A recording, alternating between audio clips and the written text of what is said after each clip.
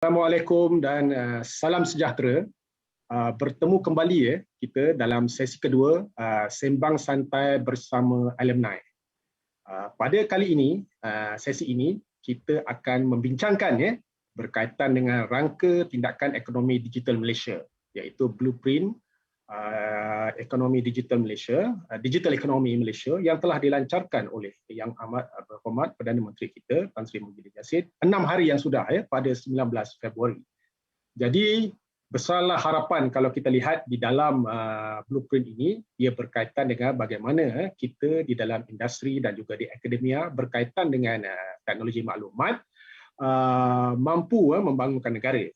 Pada kali ini, sesi ini kita amat bertuah bersama dengan kita iaitu Puan Kasmawati Abdul Halim, iaitu Head of Solution Integration and Bid Management Department dari Malaysia Niaga.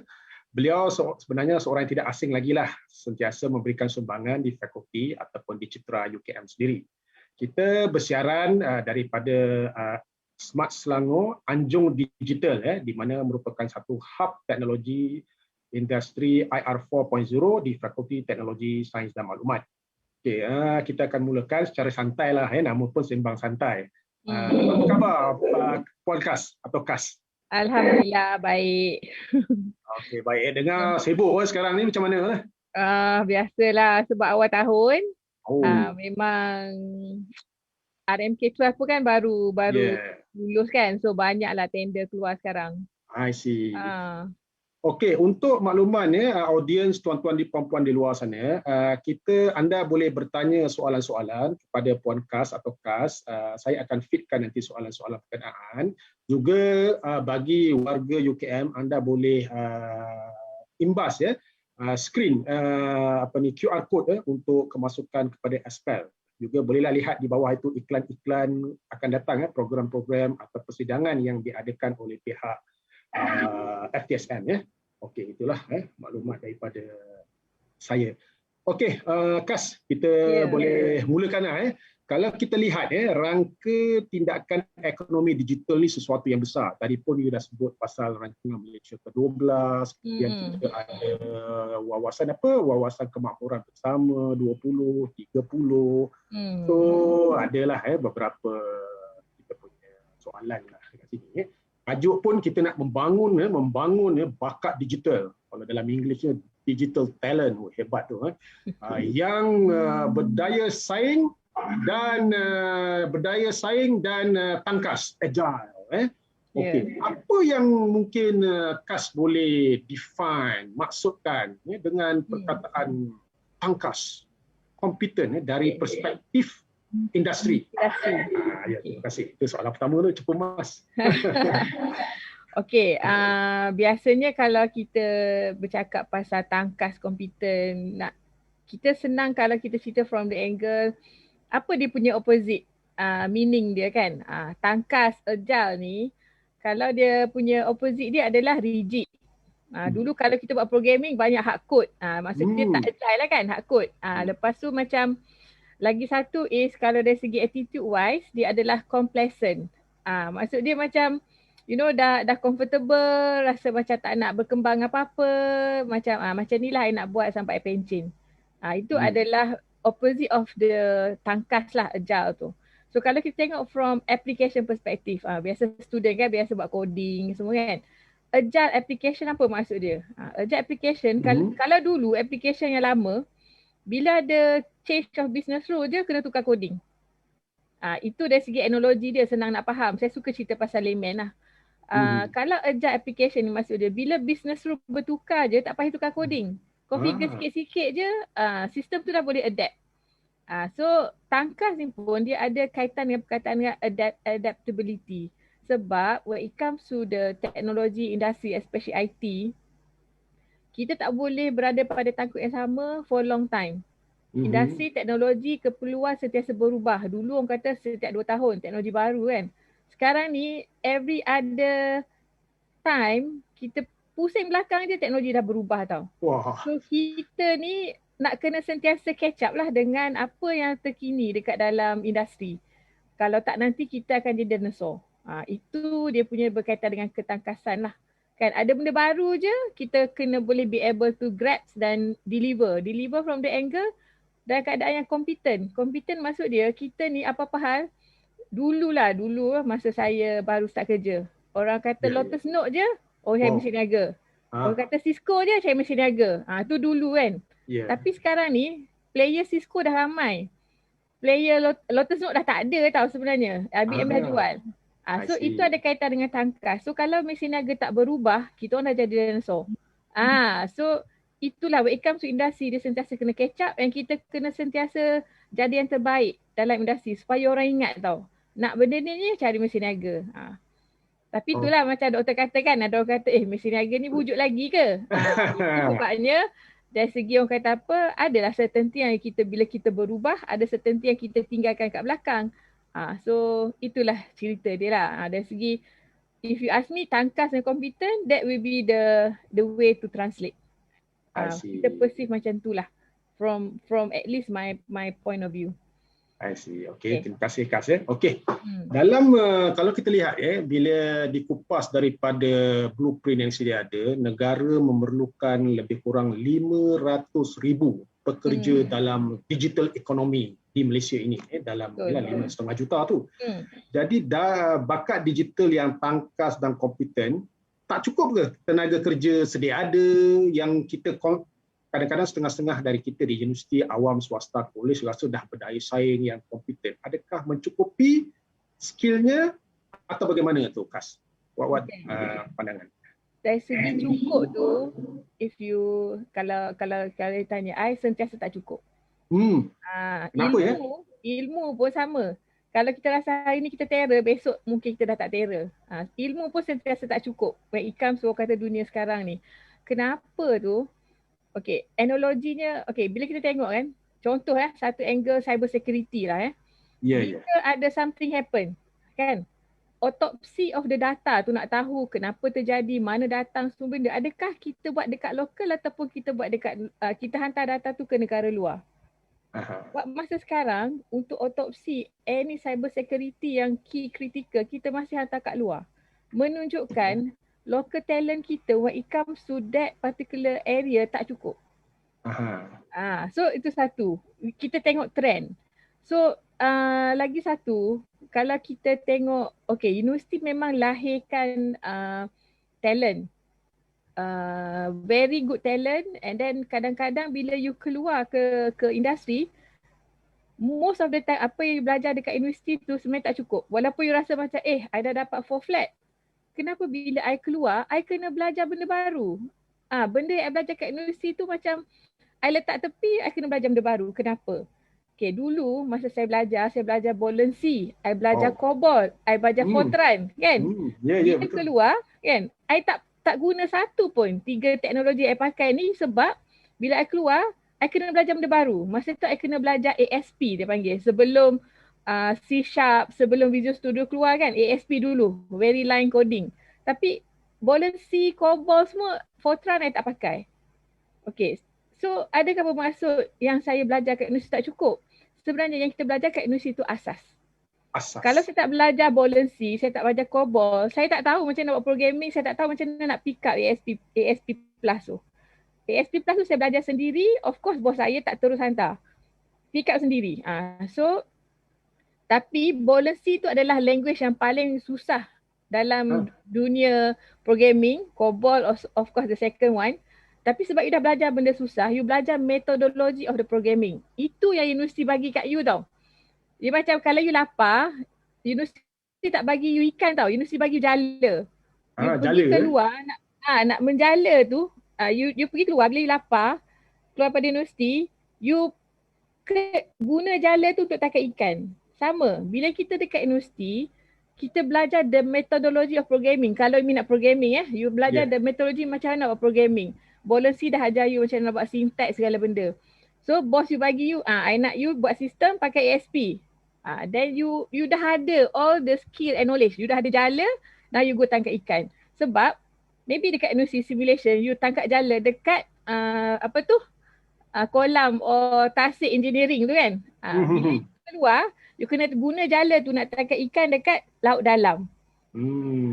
But you have all the base experience. You guna experience tu macam you nak survive dekat industri. So if you ask me, knowledge, ilmu yang you belajar dekat universiti tu is a base. Dia tak cukup untuk you survive dekat dalam industri. Dulu masa saya belajar, saya baca buku tebal macam ni kan untuk satu kita. Kalau kerja, dokumen setebal ni kita kena habis dalam masa sejam 2 jam. Itu different dia antara the reality dengan the one yang you buat simulation. It's actually a simulation, a control room lah dekat universiti. Guna benda tu, you apply dekat luar. So, kembali kepada whether or not Malaysia ni cukup talent. Sekarang ni, especially dengan IR4, dia ada banyak area baru, benda baru yang kita kena pick up, yang kita kena belajar, yang kita kena buat, explore and deliver. Macam contohlah, cybersecurity is one, right? 3D printing. It's one of the element dalam IR4 kan? Betul. So dia punya analogi kalau you pergi things gonna be different in future. That's why the skill set, teknologi semua memang kena lain. Macam contoh you nak beli perabot sekarang, you pergi IKEA. Apa macam mana rupa IKEA sekarang? You dah ada a ready product. You tengok, dia dah show dan you pergi beli. Okay. In future, IKEA will not be that. In future dekat IKEA dia akan ada kayu balak ataupun kayu yang lapis-lapis macam tu. There will be a catalog for you to choose.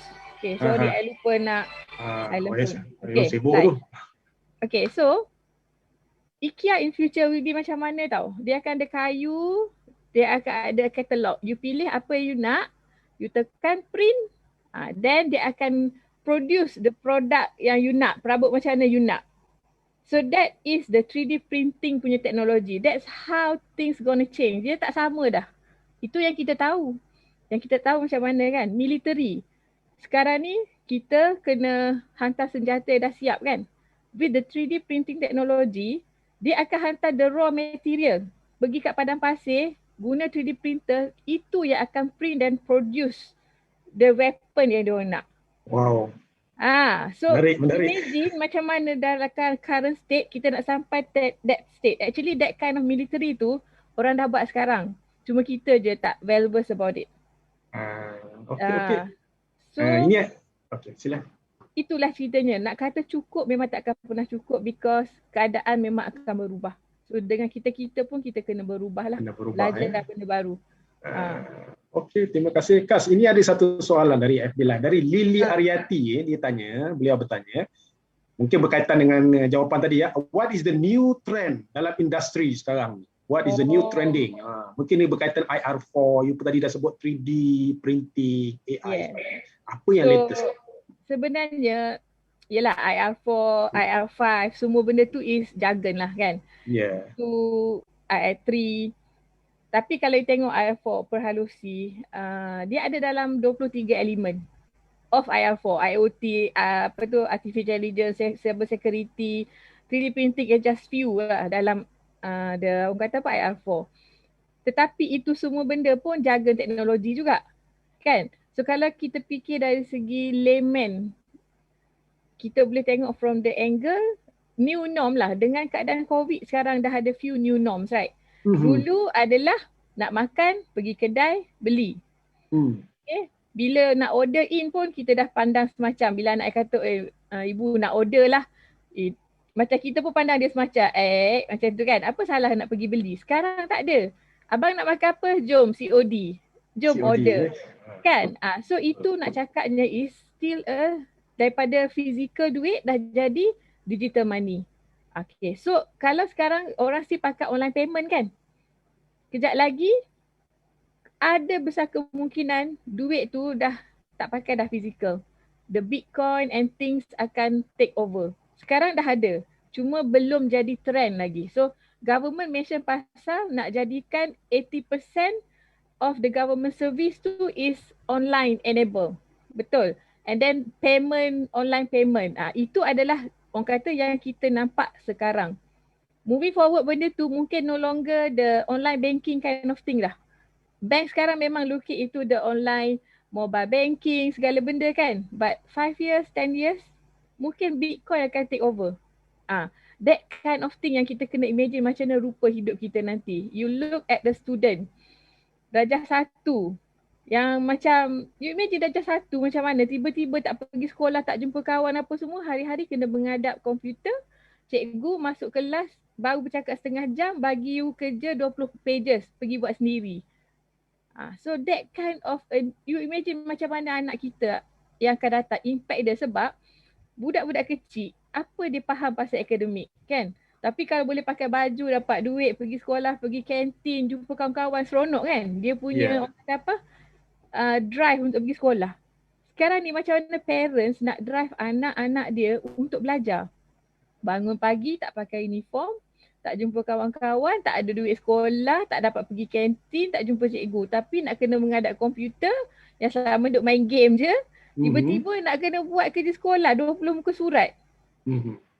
That is the new norm nanti, the new future. So all these things, enablement dia adalah teknologi. Imagine juga yang macam orang-orang yang B40, yang memang dia punya priority adalah untuk beli makanan. Tetapi lepas ni priority dia adalah nak kena bayar data plan. That is going to be something new. Yang macam mana teknologi nak adapt and nak support. Okey, nah dengar tu new norma norma baru kita.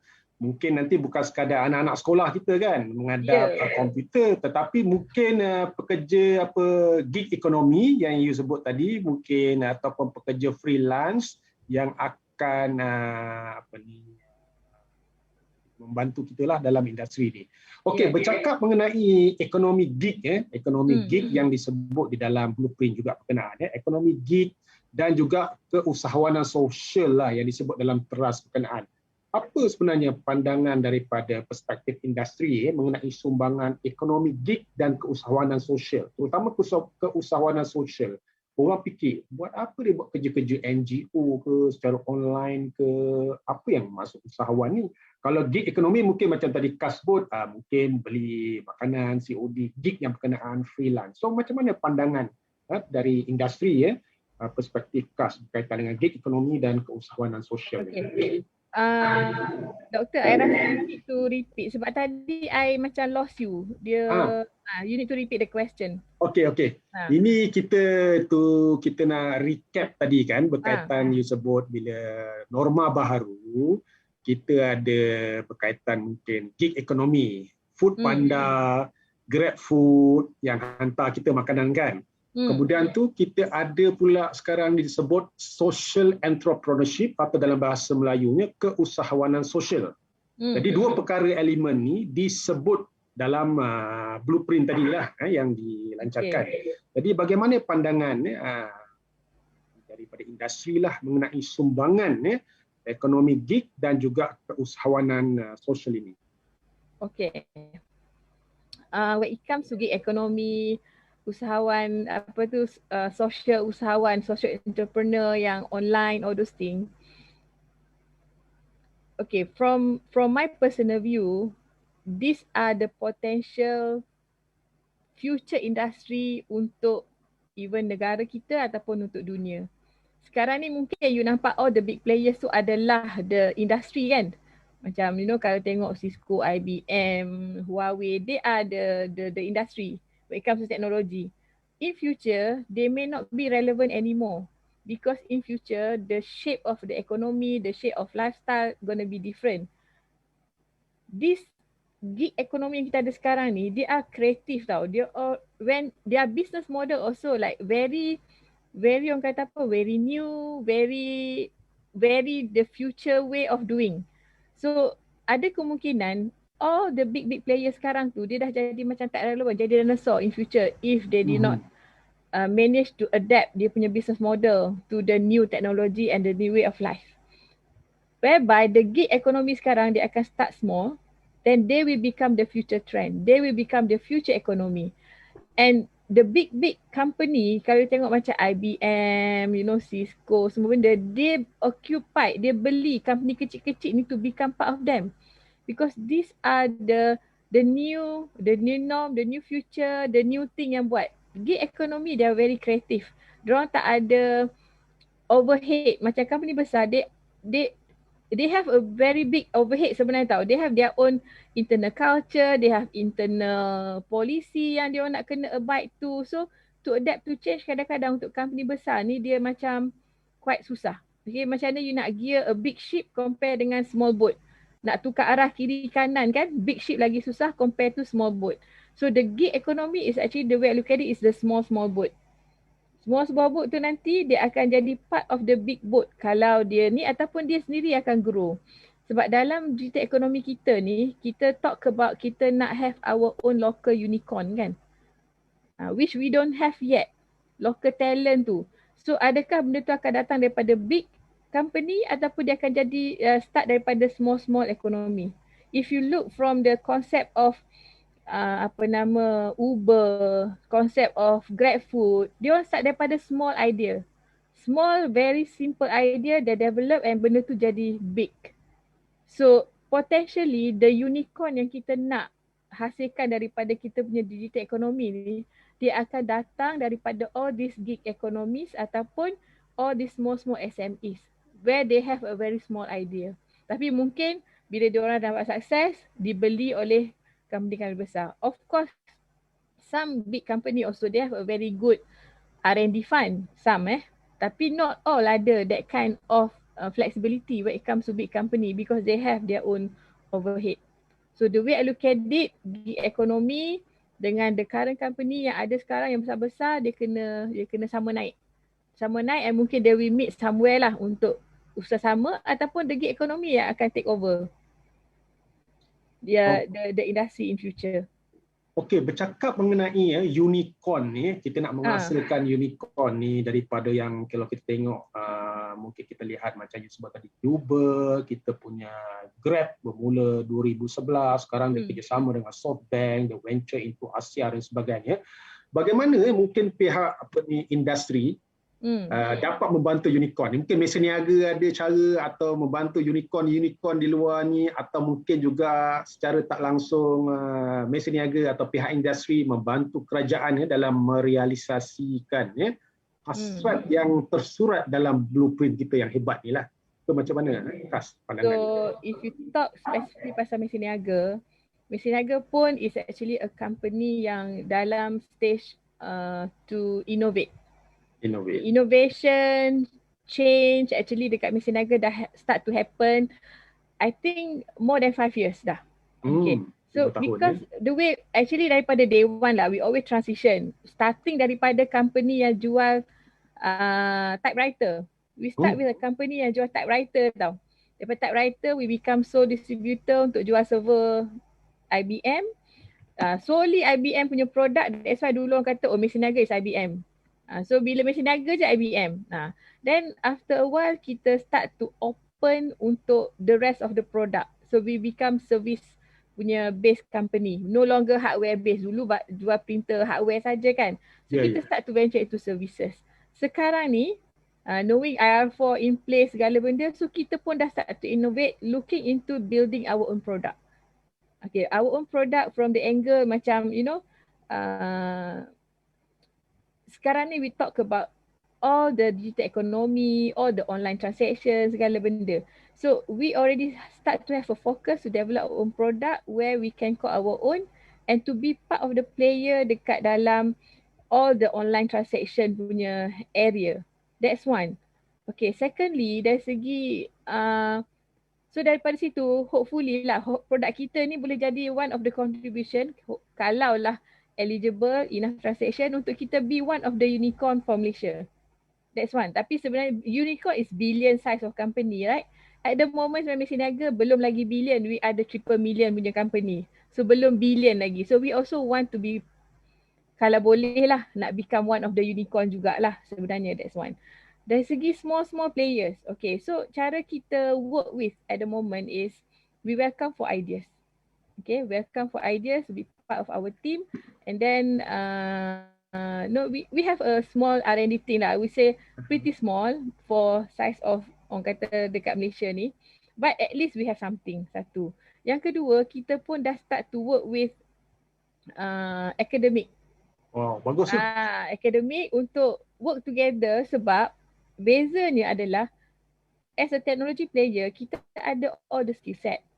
But sometimes what happen with the technology player, kita lack of SME. Bila you nak venture into a product, you need SME, subject matter expert. So for example, macam collaboration kita dengan UKM lah. UKM, right? UKM, they have wealth of SME on health. All the doctors, all the senior consultant kat situ, they have all the ideas.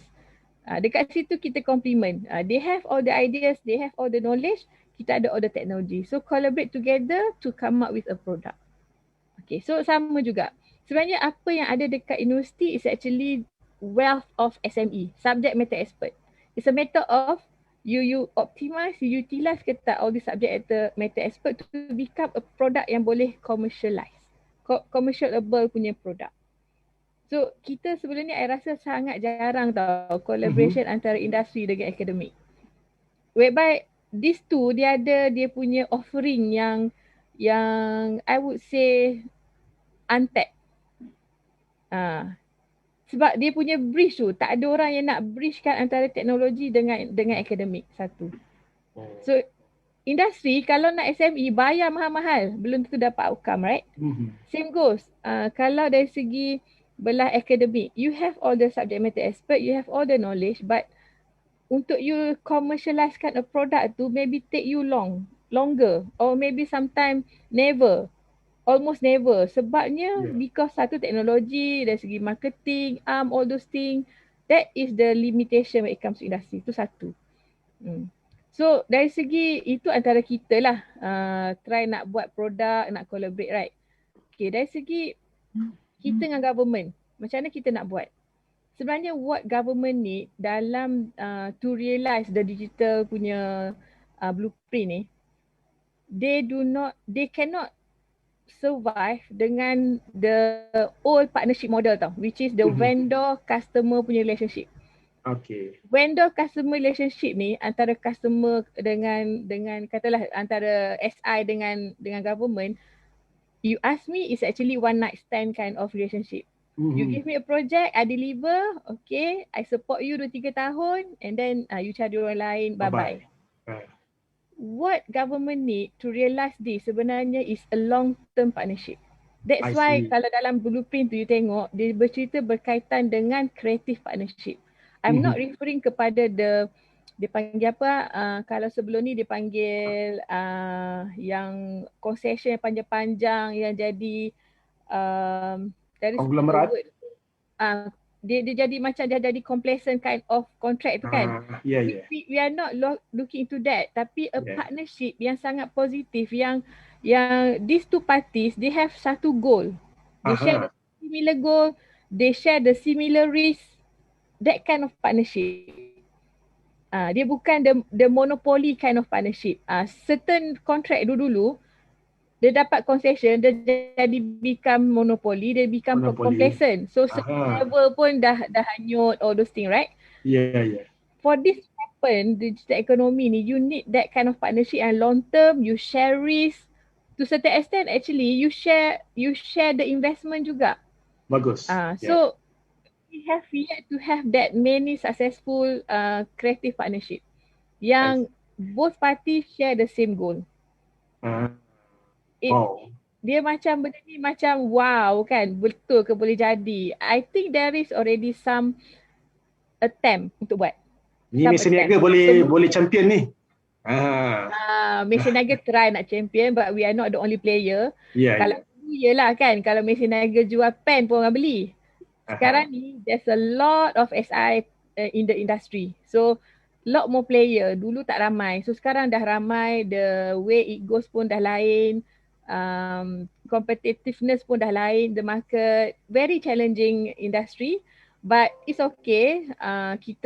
That's why very important for company macam Malaysia Niaga ni, kita kena fokus on area yang kita boleh fokus, yang kita good at. Kita tak boleh jadi jack of all trades. Semua tempat nak buat, semua benda nak buat. We are becoming generalist tau. So then dari segi fokus tak ada. So you tak boleh jadi orang kata apa, specialize. Sebab customer bila kita nak beli barang kan, kita sendiri kalau nak beli barang, kita nak orang tu very specialized to our needs, to our wish list. That is where Mason Nuggets try to go lah. We want to become an expert on one specific area yang kita boleh attend to our customer to a personalized level. That's how we see it happen. At the same time, try to develop our own product yang kita boleh be part of the player dalam the digital market. Okey, menarik.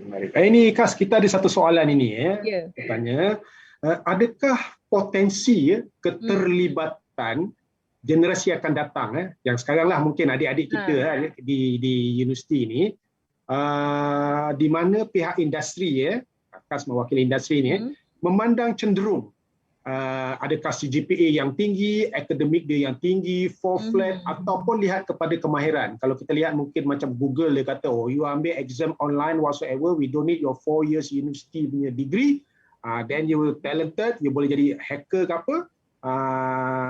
Itu yang kami terima sebab dia daya saing berada di situ. Sebab kalau kita lihat sekarang ni generasi Z lah, Z ke apa ni, banyak sangat maklumat dia di hujung jari. Hari-hari pegang mobile phone, tablet kan, satu hari minimum 1 minit 6 kali pegang. So what's your opinion? Kita pandang akademik atau kita pandang skill dia yang hebat tadi? Ya, macam mana? Yeah. The way I'm going to answer this is based on my personal experience. Okay, maybe my answer ni doesn't represent the rest of the industry lah. To me, right, bila I look for talent, I interview for new team member, I akan dapat resume, right? Dekat resume tu is all academic. So akan adalah 4 flat, yang 2A straight segala macam tu lah. Some is actually basic-basic, cukup-cukup makan. So kita punya base punya, orang kata apa, skill set yang kita nak lah. So bila you been called for the interview tu, for an interview, it shows that your academic punya on paper tu sudah settle. Okay, bila kita panggil doesn't mean kita akan ambil 4 flat saja. Kita akan tengok lah macam contohnya dari segi this person, adakah dia bookworm ataupun street smart. Kan, daripada situ. Tapi itu adalah on theory lah orang kata kan. So, bila kita panggil doesn't mean 4 flat saja. During the interview is actually where you will show your differentiation, why it should be you. So, academic is just one part of it. Tapi the way you project yourself, the way you sell yourself, the way, okay, kalau contoh certain job memang dia sesuai untuk bookworms. Certain job dia lebih kepada street smart. So you kena profile the job yang you nak and also understand the nature of the company yang you nak minta. So different nature of company, they akan look for different kind of talent. Okay. For IT engineers, usually they will go for street smart. Maksud dia yang jenis kreatif, yang jenis akan boleh fast learning, apa-apa teknologi keluar, boleh belajar sendiri, tak hangap sangat dengan all the technical training yang bos akan hantar, because you pergi training pun you belajar teori. Sebenarnya when it comes to technical skill, it's so much about you sendiri pick up and then you apply, that's one. Tetapi technical skill is not just one of it. Sebenarnya yang akan banyak impress your boss is actually your attitude. If you can project that I have a positive attitude, okay, I memang jenis orang kata apa, go-getter. That is the kind of team member yang typically a boss akan ambil. Because this kind of person, dia akan, whatever you give, dia akan usaha untuk buat. That is one thing lah. Team player, go-getter, attitude bagus.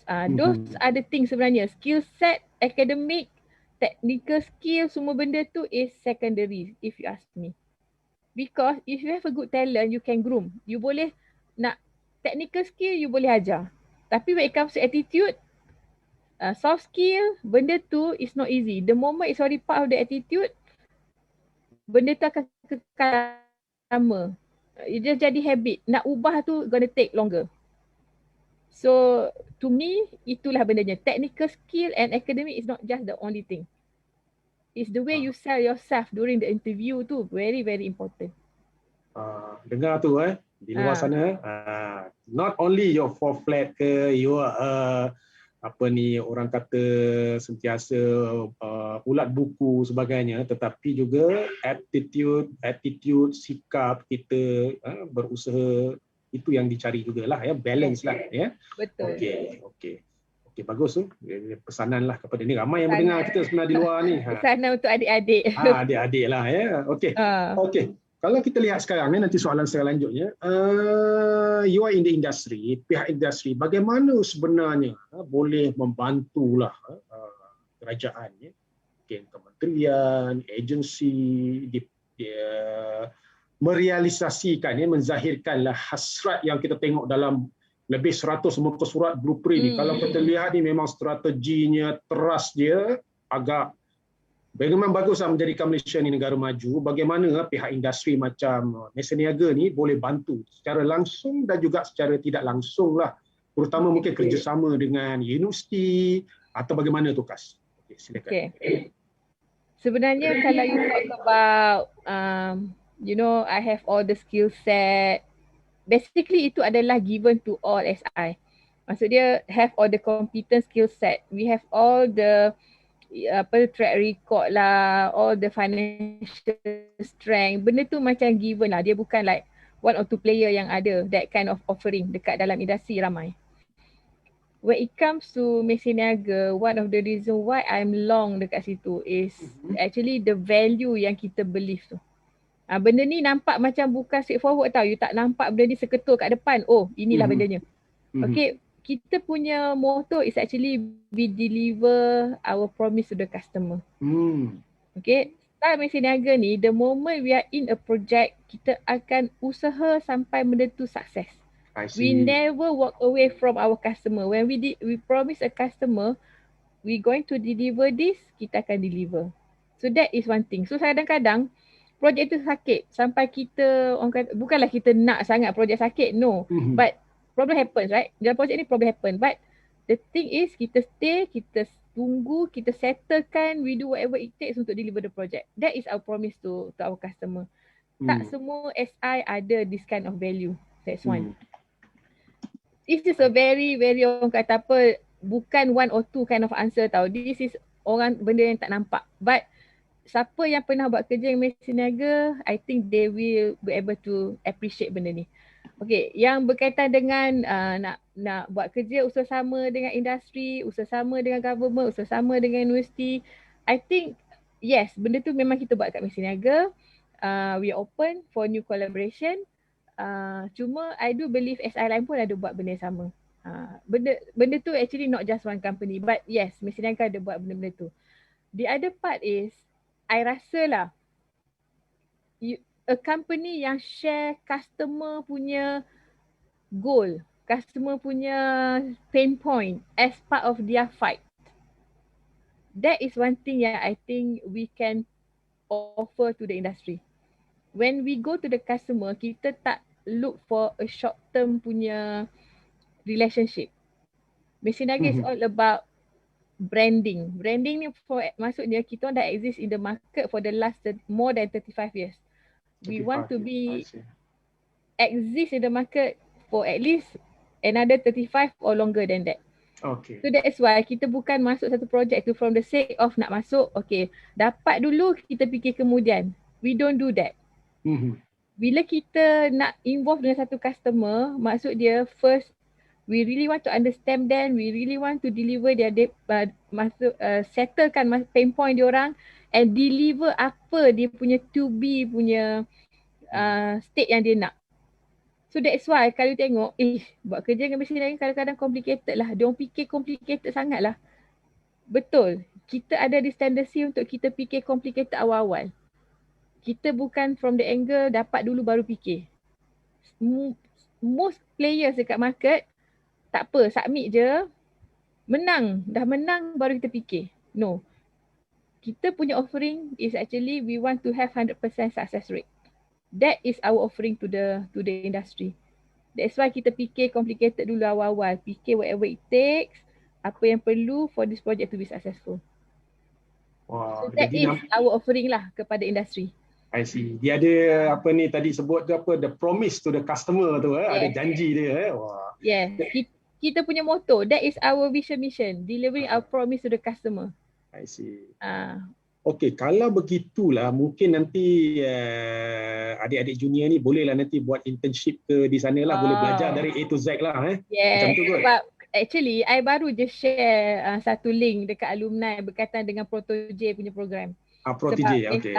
Sebab kan government sekarang dulu Mesin Niaga punya internship program ni dia berubah dari masa ke semasa. During my time we call it as management training, whereby we take fresh grad and then we go through like 6 month punya program, lepas tu kita get absorb jadi staff. Lepas tu dia adalah nama tu bertukar jadi apa, slim lah apa semua. Now the program nama dia Proto-J. Meaning the moment kita menang project yang government, kita ada certain percentage of commitment yang government to take fresh grad to be part of our organisation. So our first batch of Proto-J I think last year, and habis program tu I think dalam February March. So so far lah when I ask my HR, kita punya, dia panggil apa, the conversion rate kita from Proto-J program kepada contract staff, because kita tak ambil apa benda dulu terus, kita ambil contract, 90%. Wow. Maksudnya 90% of the Proto-J yang kita ambil, kita convert them jadi kita punya contract staff. That is the success rate yang from the first batch lah. So now kita, first batch tu dalam I think 100 lebih headcount. So kan kita memang ada komitmen yang kita kena deliver dekat government that you menang projek ni, X percentage you kena ambil Proto-J. Those one memang sentiasa ongoing. I actually dah share the link kepada the alumni group of FTSM berkaitan dengan the next batch of Proto-J. The next batch Yes, yang kita nak ambil. Yep. Apa selalu halangan atau you tengok, katalah mereka ni terpilih dalam slim dulu ke Proto-J dan sebagainya, yang selalu bila pelajar-pelajar fresh dia terpilih 6 bulan dia masuk, tapi kita tengok tidak seperti yang kita jangkakan daripada universiti. Mungkin dari segi sikap ke, dari segi kebolehan. Ni saya nak recap tadi apa yang selalunya yang menghindarkan bila industri tengok rupanya tak cukup dia punya programming punya skill. Rupanya tak datang tepat pukul 9 pagi katakan contoh. Macam mana pengalaman-pengalaman begitu boleh share dengan adik-adik kita semua? Okey. Sebenarnya bila kita ambil fresh grad, kita dah anticipate that this group of people kita memang nak kena train. We don't expect bila kita ambil fresh grad, datang ni memang dah terror, bagi jalan. Tak. So dari segi technical skill tu kita dah anticipate that they have base technical skill, but kita kena train. That one given. Problem kita is actually dari segi the way they sell themselves, the way they bring themselves and the attitude. Macam you cakap tadi dari segi punctuality. Punctuality is attitude sebenarnya. It's your time management, all those things. Okay, those are actually the major problem.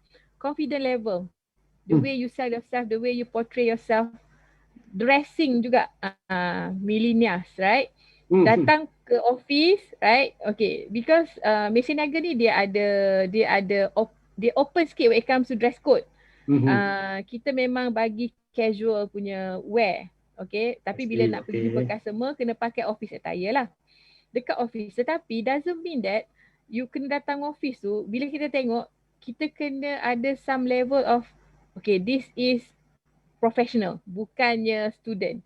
Datang, you tahulah kan macam-macam trend, K-pop punya trend, dia punya slacks yang pendek, tak pakai stocking kan. So bila datang office macam tu, then the first impression tu dah jadi lain tau. Smart casual when it comes to office, kalau pakai jeans, t-shirt, smart, okay. Tapi ada certain dress code tu macam tak sesuai, especially bila pergi jumpa customer. So those are the thing. You nampak macam benda tu small thing, tapi benda tu lah sebenarnya yang menyebabkan orang bagi the first impression tu macam mana. And then jangan malu. Okay, malu nak bercakap dengan orang, malu nak mencuba. That is one of the other typical punya ni lah. Tapi I'm lucky. Yeah. Last year I got 2 photo J in my team. Aha. Both is actually very very good. In fact, memang I don't have much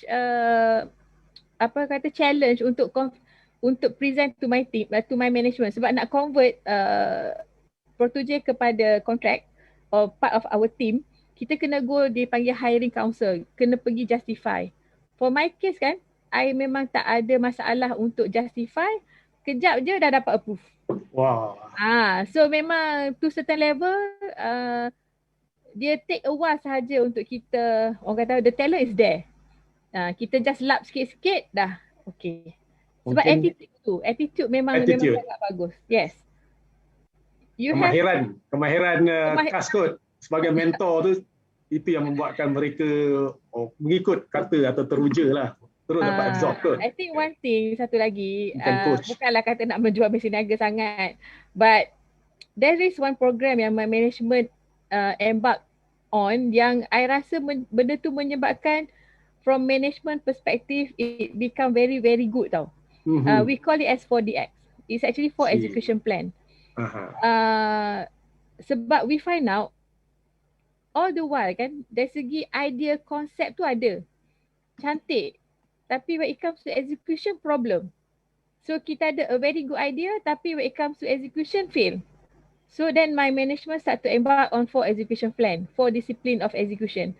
So everybody kena share the same goal, everybody kena share the lead measure, start daripada top management, CEO, MD sampailah ke T-Lady. Semua orang macam ada dia punya, they have visibility on apa company nak achieve, apa dia punya role untuk contribute. That one is very very easy tau. Sebab when it comes to 4DX punya execution, we have a weekly meeting yang everybody akan bagi tahu this is my commitment for this week to deliver our end goal. Dia dah jadi macam factory punya culture pula. Kan kalau kilang-kilang Jepun, all those things kan, every week nak kena bagi tahu I nak deliver benda ni, sebab benda betul small bit yang kita deliver on weekly basis, benda tu contribute kepada end goal. So everybody clear tau, walaupun I ni T-Lady, apa contribution I, walaupun I ni just a junior fresh grad, apa I punya contribution towards my apa contribution I. So that I think that is the part yang menyebabkan satu hal from the execution perspective it become easier. I see. Jadi kalau kita lihat sini, mesin niaga ni dia dah amalkan agile punya project management lah, sebab you ada standing meeting on Friday, on Monday 30 minit jumpa end goal of the that week. Mungkin macam tu ke? Berkaitan juga. Dia macam benda tu agile juga, sebab you have to revisit, you have to present, you have a checkpoint from time to time. So bila you rasa you dah heading south sikit or north sikit, and then you kena align balik. So you memang bila result year end tu is not a surprise to you.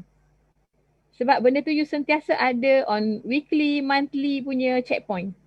I see. Okay, so, kita silakan lagi. Ya, silakan. Tak apa. Okay, teruskan. Kita ada 10 minit lagi. Ini mungkin ada satu soalan. Tepat tu. Kita ada satu mungkin Kas boleh bagi pesanan terakhir lah untuk adik-adik junior kita yang mungkin nak masuk kepada alam pekerjaan, yang akan pergi kepada latih industri di FTSM 5 bulan ini. Macam mana kita nak kaitkan mereka ni, galakkan mereka ini supaya menjadi pelajar yang agile, tangkas dan kompetent, berdaya saing menghadapi cabaran teknologi yang berlaku sekarang, ledakan teknologi di Malaysia ni. Mungkin boleh share lah. Okay. So to certain level you mungkin akan find that my advice or my feedback ni ada agak klise. Tapi trust me, if you internalize benda ni, you find out that this is the only thing that you need. Sebab bila you dah grad, academic wise you dah lepas, you dah ada, that base you dah ada. What next is actually you need to give yourself a chance. Most of our grad, dia jadi malu, dia takut. So takut nak mencuba, never give themselves a chance. You just need to be brave, bagi yourself a chance, do not hold yourself back. Jangan ingat, alamak, I tak pandai lah, I tak tahulah. No, give it a chance. Especially when it comes to Protoje program ni, you have nothing to lose tau. You masuk, you have all the academic punya qualification, Mhm. masuk, give it yourself a chance. Kalau you buat salah, you fail pun, nothing to lose. Pergi je mana-mana company yang besar yang you rasa kecil pun tak apa. But as long as you tahu apa you nak buat, you pergi and try. Buat dulu and buat all the very best that you can. Jangan main-main. Pergi buat betul-betul, faham apa you punya role, deliver and belajar. You kena sentiasa belajar. Okay, I have mentioned to some of kita punya alumni that dulu masa I start pergi internship program, I tak tahu pun buat programming sebenarnya tau. I belajar Bolensi, COBOL, segala benda. Tapi Wah, pecah seriously, rahsia I tak tahu apa. Pecah rahsia. Pergi internship program, okay, I so happen dengan seorang 4 flat punya student lah. Dia yang ajak I buat programming. Daripada Okay. situ kan, dia belajar ni, I start faham tau sebenarnya apa sebenarnya IT punya kerja ni. Once I dah start faham, I was lucky sebab pergi internship program, second last semester balik buat final project kan. So kat situ lah baru start buat programming, buat the real system. Sebelum ni just buat a snippet of the functionality saja kan. Tak Aha. faham the bigger picture pun. Pergi internship baru faham, masa tu lah baru, you know, the feel of buat sistem tu baru I tahu, oh I memang minat buat programming. I memang buat betul-betul, I deliver project masa I siapkan the application masa my internship. Balik final project I buat betul-betul. Masa tu the confident level ni ada. So bottom line IT, you need to give yourself a try. You just need to try, buat je. Selagi you tak buat, you tak tahu. Selagi you tak buat, you won't feel it. Okay, programming is programming. Kalau you minat security, do security. Yang penting you kena hands on, you kena buat. Itu yang penting. Try, give it a try. Lepas tu lagi satu yang penting untuk you go to the next level. Yang you buat programming segala macam tu, that is the base level, entry level. To go to the next level, satu is networking. You networking dengan siapa tau? Kawan-kawan satu batch dah pergi company lain-lain, kena jumpa, kena ambil tahu, Bagus tu. kena bersosial, kena tahu apa, what's latest, what happening to them. Tu kawan-kawan. Lepas tu bila you kerja, you get to know your customer, you get to know your principal, your all the ecosystem.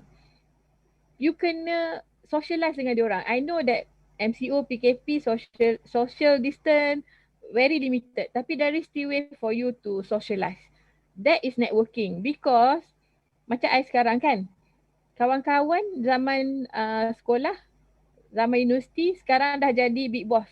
Be it dekat government ke, be it dekat mana-mana, they are my customer sekarang. Tapi sebab I maintain that connection, networking daripada dulu, so bila nak pergi mana-mana, jumpa kawan, senang. It help you Paspon a big lot. boss. Dia big boss ke tak, doesn't matter sebenarnya. Tapi if you know people, bila boss you bagi you satu kerja, you know where to look for, you become a very resourceful person. So networking, you kena start daripada awal, day one. Memang kawan you akan start dengan very low level. Tapi, you pergi, katalah you pergi hospital. You nak jumpa doktor ke, you nak apa-apa, siapa yang lagi tahu daripada doktor? It's actually the nurse, right? So you kawan dengan even the low level people, PA of somebody pun, itulah the source of information yang you akan dapat. Nak minta tolong apa-apa, nak buat appointment dengan boss dia, that is the person you nak kena cover. So you kena cover all angle. Big boss, bawah, semua kena. So do not limit yourself. So jangan complacent. Jangan complacent. You kena sentiasa challenge yourself, stretch yourself. Jangan complacent. Itu je lah cerita dia. The moment you complacent je, you akan jadi dinosaur. Bila jadi dinosaur, you are in trouble. So that is my pesanan lah untuk adik-adik.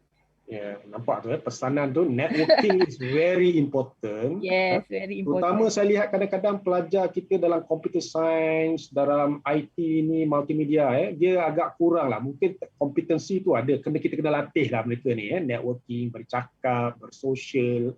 Jangan apa tadi you sebut, percaya pada diri sendiri, buat. Give yourself a try. Macam contoh lah, kalau you tiada gila buat programming, pejam mata siap. You terror gila buat security kan, pergi petik-petik-petik siap. Tapi katalah you tak pandai bercakap dengan orang, memang social skill, people skill you zero. Pergi, customer ada problem. Okay, pergi masuk data center, papak balik. Customer nak tahu dah siap ke, dah resolve ke, apa masalah dia. Faham tak? So, you will not help anyone. You memang terror pergi settlekan masalah, tapi semua orang jadi macam, what's happening? Kan? People skill nak kena ada. Okey. Kas, terima kasihlah. Kita sudah hampir 2 minit lagi ke penghujung rancangan. Saya bagi pihak unit jaringan industri dan alumni Fakulti Teknologi Sains Maklumat UKM mengucapkan ribuan terima kasihlah kepada Kas selaku alumni kita graduate dia tahun 99 yang sudi menyumbang idea, memberikan pandangan dari industri berkaitan dengan blueprint digital economy of Malaysia tadi, dan juga pesanan kepada adik-adik junior lah yang di luar sana. Jadi saya harap di lain masa kita boleh jumpa lagi, memberikan pandangan memandangkan daripada Mason Younger ni antara satu legend lah bagi saya di pihak industri yang berkaitan dengan teknologi maklumat.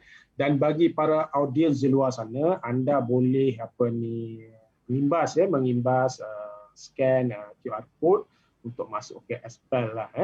Okey, sekian saja mungkin kita berikan tepukan yang bergemuruh lah dekat sini secara maya kepada Kasmawati, Puan Kas yang sudi meluangkan masa selama 1 jam bersama dengan kita lah. Pleasure mine. Okey, I think saya ingat itu sahaja. Jangan lupa mungkin boleh berikan komen anda di ruang di Facebook live yang kita adalah. Sehingga berjumpa lagi, insyaAllah. Stay safe, stay healthy. Semasa dalam zaman COVID pandemik ni, kita dah jumpa, kita punya vaksin. InsyaAllah lah, lepas ni boleh tak ada lagi PKP MCO ni, bolehlah kita bersosial, berjumpa secara terbuka. Sehingga bertemu lagi lain kali Kasmawati. Terima kasih. Assalamualaikum dan salam sejahtera. Waalaikumsalam. Thank you. Alright.